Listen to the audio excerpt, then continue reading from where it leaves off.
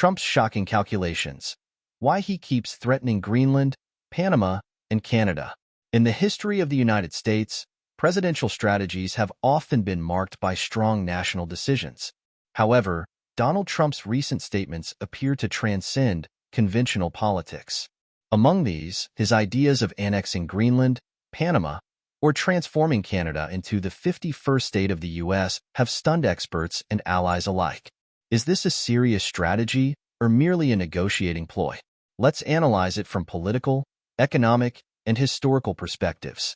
Since his victory in the 2024 presidential election, Donald Trump has continuously stirred waves with startling declarations. On January 7th, during a speech at Mar-a-Lago, Trump unabashedly claimed that Greenland, Canada, and the Panama Canal must belong to the United States. For Greenland and Panama, he pledged to negotiate at any cost, while Canada was floated as a potential 51st state. The portrait of a leader yearning for unilateral dominance is vividly drawn in Trump's strategies. This isn't the first time he has floated unprecedented ideas. From proposing high tariffs on China to billion-dollar arms deals with Middle Eastern partners and the America First campaign, all reflect a doctrine of unstoppable resolve.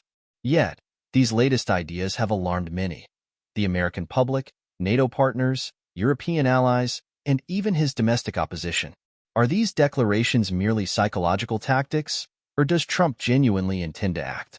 This question must be evaluated within the context of economics, history, and national security.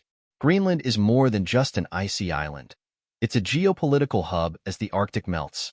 Its reserves of rare earth minerals, oil, and particularly its highly valuable shipping routes, make Greenland a hotspot in the global power struggle.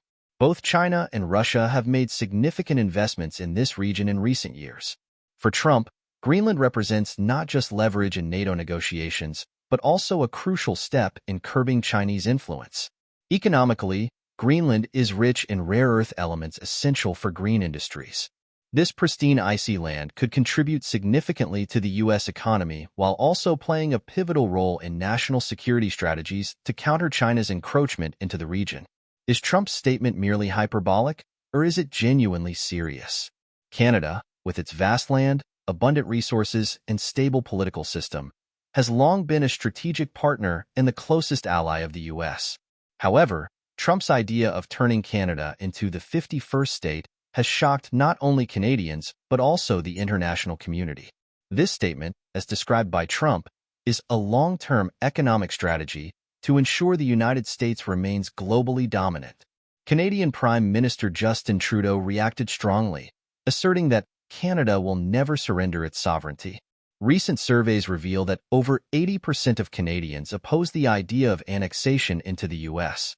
Analysts suggest that Trump uses this declaration as a negotiation tactic to exert pressure in trade agreements and immigration policies between the two nations. From an economic perspective, Canada plays a vital role in the North American supply chain and is a key source of critical resources, especially in energy. U.S. control over Canada would bring substantial economic benefits, but would also face fierce opposition from citizens and the global community. The Panama Canal is one of the most strategic shipping routes in the world, connecting the Pacific and Atlantic Oceans. With millions of tons of goods transported annually, controlling the canal would bring enormous economic and security advantages to the U.S. Trump has stated that the U.S. relinquishing control of the Panama Canal in 1999 was a grave mistake. However, Trump's idea of reclaiming the canal met fierce resistance from the Panamanian government. Panama's president declared that the canal is a national asset and will never be negotiated. Moreover, using military force to regain control would push the U.S. into a severe diplomatic crisis with regional nations and international organizations. Historically, the U.S. controlled the Panama Canal throughout the 20th century, considering it a symbol of power and global influence. Trump's desire to regain control of the canal reflects not only political ambition but also a segment of his America First strategy to reinforce the U.S. as a superpower. Trump's declarations are not only controversial but also highlight his overarching strategy, restoring the U.S.'s global supremacy. From Greenland to Canada and the Panama Canal, each area holds strategic significance in terms of economics, security, and politics. However, Analysts believe that materializing these ideas would be extremely challenging and could severely damage the U.S.'s international reputation. Simultaneously, these statements create immense pressure on U.S. allies, forcing them to adjust strategies to cope with a more unpredictable Washington. NATO, the European Union, and international organizations may need to intensify efforts to safeguard the sovereignty of their members and partners against Washington's moves. Donald Trump's shocking declarations about Greenland, Canada, and the Panama Canal are a mix of political ambition, psychological strategy, and a desire to reshape the U.S.'s global position. Whether these are serious strategies or mere negotiating tools, they have generated significant global political tremors.